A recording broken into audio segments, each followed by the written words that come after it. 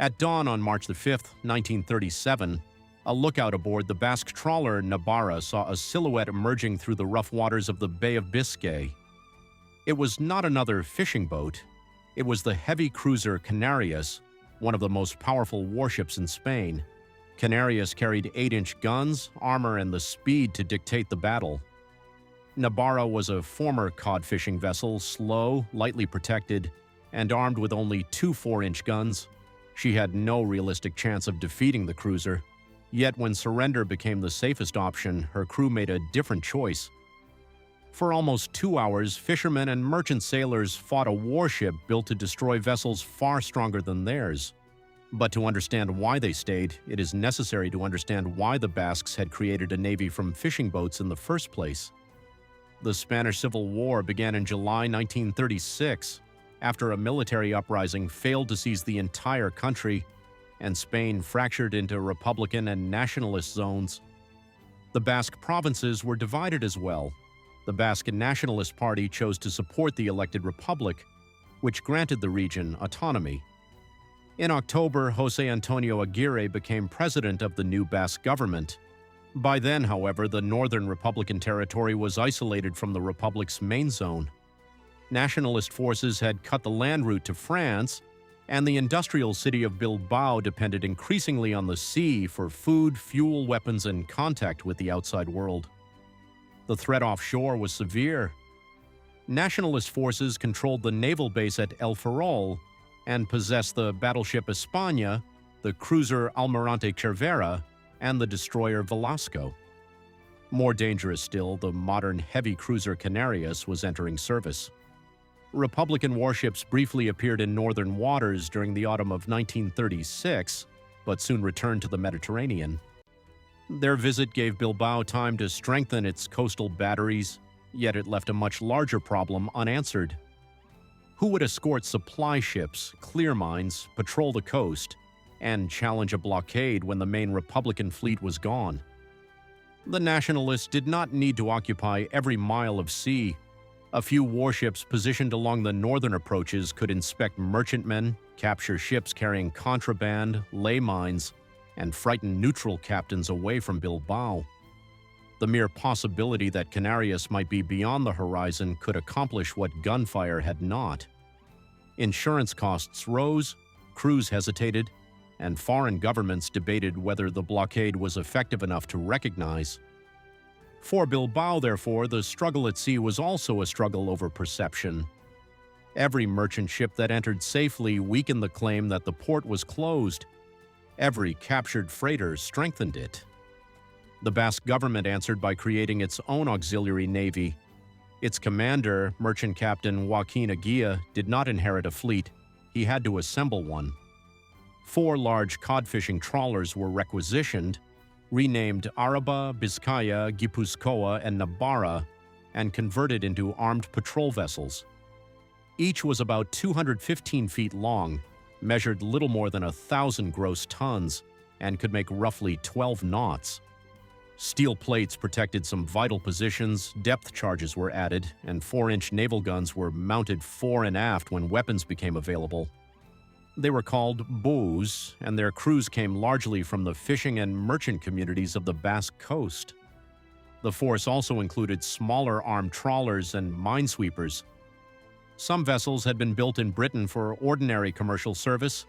Others changed hands during the confusion of the Civil War. Their names, Donostia, Goizeco Izarra, Ipareco Izarra, and others, represented a fleet unlike any conventional navy. There were no battleships, no cruisers, and no naval academy capable of producing trained crews overnight.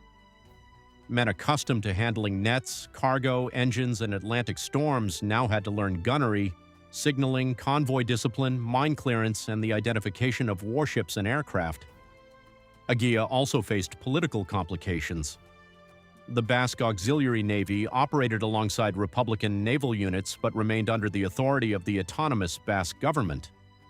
Cooperation was necessary, yet command relationships were not always clear, and confidence between the different organizations was uneven. The Basques could obtain ships and recruit sailors more easily than they could obtain naval guns, ammunition, radios, spare parts, and experienced officers. Some vessels began operations before their intended armament was complete. Improvisation was not an occasional response to crisis, it was the foundation of the entire fleet. On paper, it looked almost absurd. These ships had been designed to remain at sea for long fishing voyages, not to exchange gunfire with destroyers and cruisers. Their speed was limited, their protection thin, and their fire control equipment primitive. But they did possess experienced seamen who knew the Bay of Biscay, and they were fighting close to a coastline whose survival depended on them. Soon the improvised force was escorting freighters, watching harbor approaches, and sweeping mines with smaller vessels. The plan was simple because it had to be: keep Bilbao's sea lane open for as long as possible.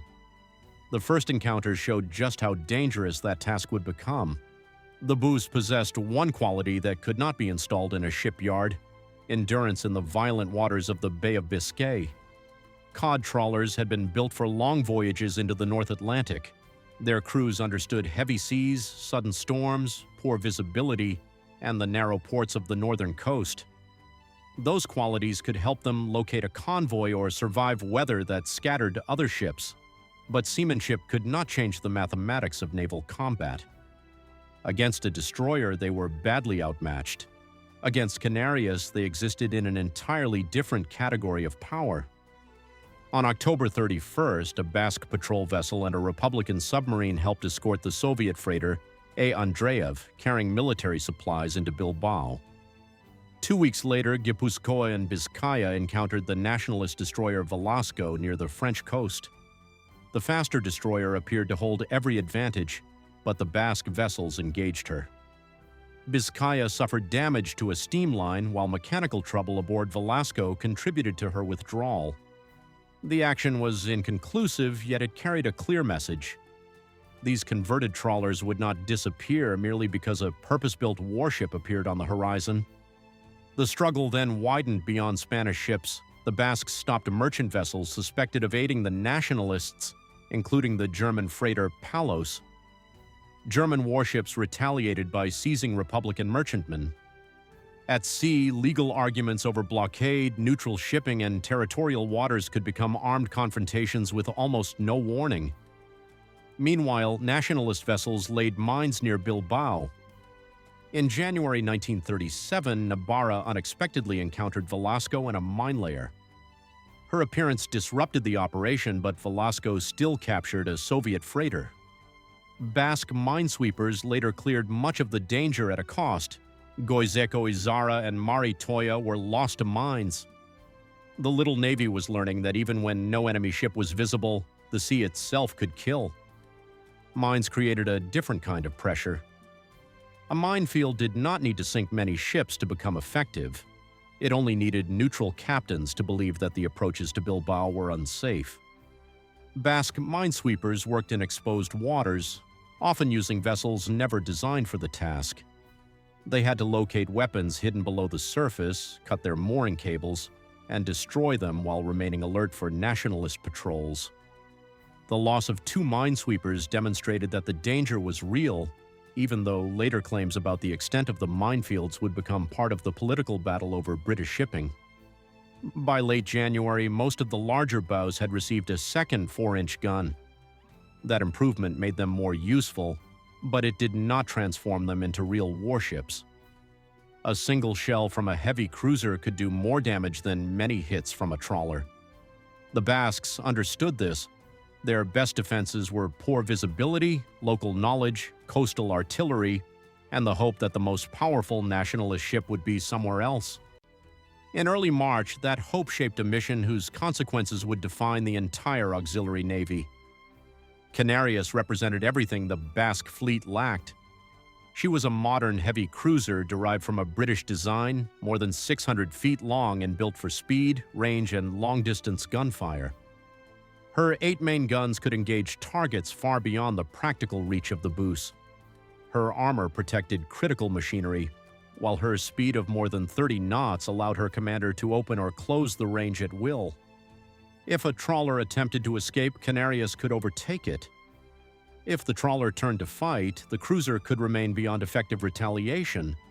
Only coastal artillery, aircraft, another major warship, or extraordinary fortune could force her away. The merchant ship Galdames was preparing to sail from Bayonne, France to Bilbao with passengers and cargo. 4 Basque vessels, Gipuzkoa, Biscaya, Nabarra, and the smaller Donostia, were assigned to escort her.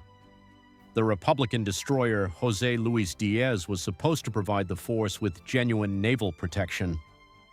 The Basques believed Canarias was operating far from the convoy route, but the cruiser had been recalled to northern waters to hunt another Republican supply ship, Mar Cantabrico, and intelligence also directed her toward Galdames. A storm scattered the convoy and reduced visibility. Before the enemy fired a shot, the escort had already lost its unity. The mission depended on timing and concentration. Together, the escorts could watch different sectors, screen Galdames, and perhaps coordinate their withdrawal toward the protection of Bilbao's coastal guns. José Luis Diaz, with greater speed and heavier armament than any bow, was the one vessel capable of presenting a serious naval complication to Canarias. But a convoy is only as strong as its ability to remain together. In the storm, ships lost visual contact and radio coordination became difficult. What had departed as one escorted group approached the Basque coast as separated vessels, each unaware of precisely where the others, or Canarias, might be. The weather concealed the convoy, but it also concealed the hunter. Visibility opened and closed across a gray sea. A silhouette might be a merchantman, an escort, or the cruiser. Each Basque commander now had to decide independently whether to investigate, withdraw, or continue toward Bilbao. That uncertainty created 3 separate dramas on the same morning: Gipuzkoa's race for the coastal batteries, Biscaya's unexpected recovery of a captured freighter, and Nabarra's final stand beside Galdames. In the gray morning of March 5th, Gipuzkoa encountered Canarias first. The difference between them was overwhelming. Canarias was more than 600 feet long, capable of speeds above 30 knots, and armed with 8 8-inch guns. Gipuzkoa could barely reach 12 knots and carried 2 4-inch weapons. The cruiser opened fire at a range from which the Basque gunners struggled to reply effectively. Shells struck Gipuzkoa, disabling her aftergun, damaging the bridge and funnel, and starting fires. 5 men were killed, but the trawler continued toward the coast, firing as she went. One of her shells struck Canarias and caused casualties. Then the 6-inch guns of Bilbao's coastal defenses entered the equation. Unwilling to move within their effective reach, the cruiser broke off and the damaged Gipuzkoa escaped into port. The escape was not a victory in the conventional sense, but it forced Canarias to make a choice. Pursuing Gipuzkoa closer to shore meant entering the reach of guns far more dangerous than anything aboard the trawler. Abandoning the chase allowed a damaged enemy vessel to survive. The cruiser turned back toward the open approaches where the rest of the convoy might still be found. Gipuzkoa reached safety scarred, burning, and with dead and wounded aboard. But she had drawn the most powerful nationalist ship toward Bilbao and survived long enough for the coastal defenses to intervene. That should have been the central action of the day.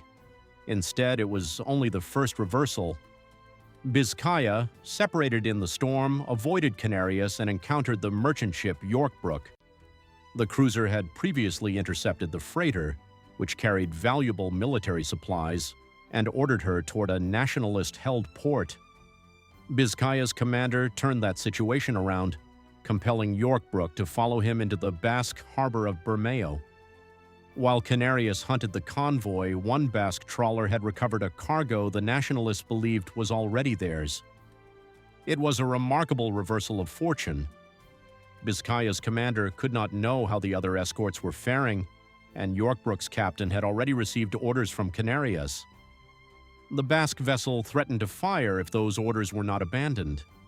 The freighter changed course and entered Bermeo with her cargo. On a morning remembered primarily for sacrifice, the auxiliary navy also achieved a tangible success. Valuable supplies were taken out of nationalist control and delivered to the coast they had been intended to isolate. But Galdames was still at sea, and Canarias soon found her. The merchant ship could neither outrun nor outfight a heavy cruiser. Under fire, with passengers aboard and no protective armor, she was forced to surrender. Donostia managed to escape. The Republican destroyer José Luis Diaz never arrived to challenge Canarias. That left Nabarra, commanded by Enrique Moreno, facing the cruiser alone. Moreno's position was hopeless in every conventional sense. Nabarra was slower, shorter-ranged, and almost unprotected. She could not break through to Galdames, could not outrun Canarias, and could not expect immediate help from the shore batteries. Surrender might preserve the lives of his crew, yet Nabarra turned to fight. Her guns opened against a ship that could fire shells roughly 8 times heavier. Canarias answered from beyond the effective reach of the trawler, using speed and distance to control the engagement. Enrique Moreno himself embodied the mixed character of the Basque force. He was not Basque by birth, but a merchant officer from Murcia who had taken command of a converted fishing vessel in the service of the autonomous government. Around him were men with different political affiliations and regional backgrounds, united aboard a ship that had existed as a war vessel for only a few months. There was no long naval tradition behind Nabarra, no generations of battle honors, and no armor protecting her magazines or engine room. Her fighting identity had been created almost entirely by the conduct of the men now at their stations. Nabarra's gunners nevertheless found the cruiser at least once, though the hit caused limited damage. The answer was devastating. Heavy shells tore into the former fishing vessel, killing men, wrecking equipment, and setting the ship ablaze.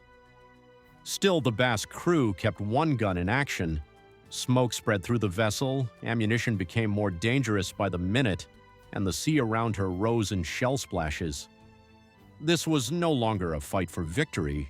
It was a decision to resist a blockade that threatened the survival of the Basque coast, and to continue fighting even when the military result was no longer in doubt. There was also no certainty that resistance would save Galdames. The merchant ship had already been compelled to stop, and Canarias held the tactical initiative.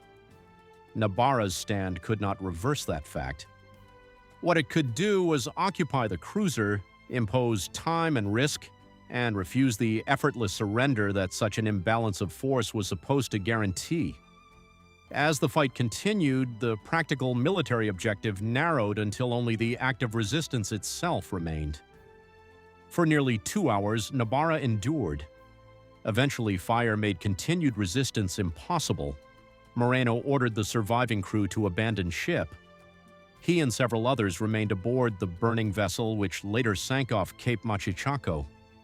Of the 49 men in her crew, 29 died. Canarias lowered boats and rescued 20 survivors from the water. It was an extraordinary end to a battle that had begun with every material advantage on one side. The story might have ended with the survivors facing execution as enemies of the victorious nationalist fleet.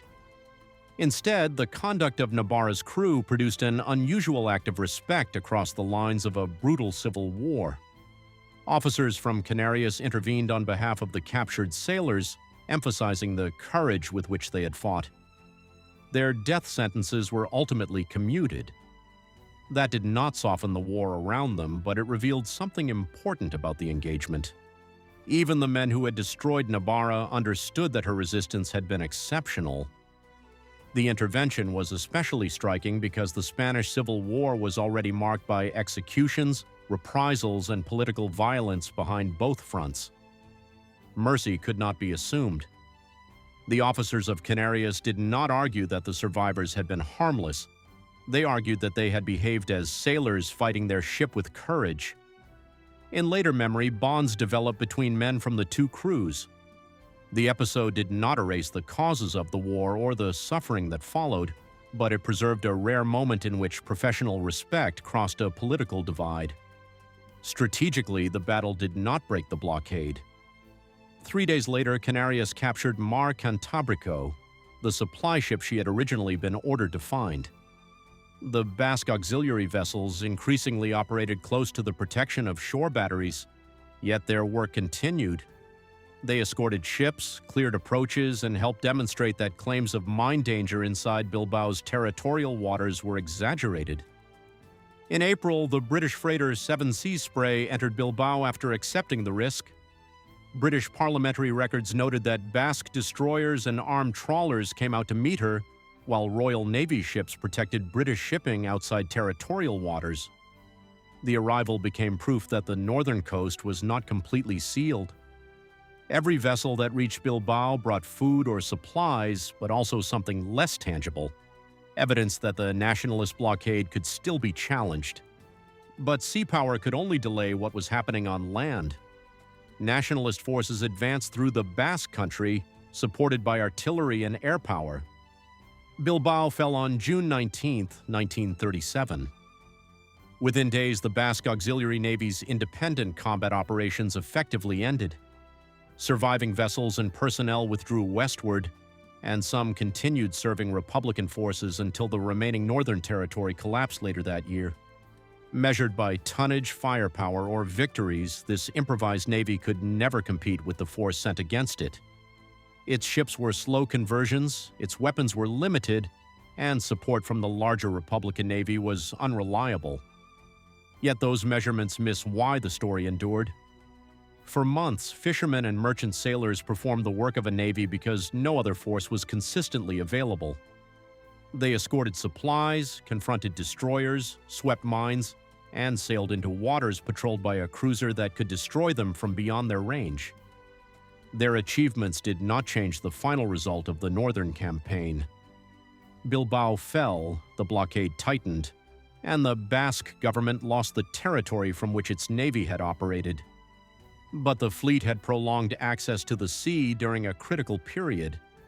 It forced the nationalists to dedicate warships to the blockade, recovered valuable cargo, escorted foreign vessels, and demonstrated that an improvised force could still interfere with a materially superior enemy. The Battle of Cape Machichaco also resisted the simple division of its participants into heroes and villains. Nabarra's crew displayed extraordinary courage by fighting an opponent they could not defeat. The crew of Canarias carried out its mission with overwhelming force, but then rescued the surviving enemy sailors. Its officers later used their influence to prevent those same men from being executed. In one of the most bitter civil wars of the 20th century, the battle ended with an act of respect between sailors who had tried to kill one another only hours earlier. That final consequence gives the engagement a significance beyond the number of ships captured or sunk. Naval history often remembers fleets through their largest battleships, their most advanced weapons, or their greatest victories. The Basque Auxiliary Navy possessed none of those things. It is remembered because ordinary commercial vessels were transformed by necessity, and because ordinary sailors accepted responsibilities for which neither their ships nor their lives had prepared them. And on March 5th, off Cape Machichaco, one of those fishing vessels refused to behave like prey. Nabarra could not defeat Canarias, but her crew transformed an unequal encounter into the defining action of the Basque Auxiliary Navy. Their stand could not save Bilbao or reverse the course of the war. It did something more human and perhaps more lasting. It demonstrated what ordinary seamen could become when the survival of their coast and their cause depended upon them, and how courage, once witnessed at close range, could still command respect from the enemy. Thank you for staying with us to the end. If you want more documented stories of great wars, impossible missions, and the men who faced them, subscribe to DWWA now and turn on notifications. The next extraordinary chapter of military history may be one you have never heard before.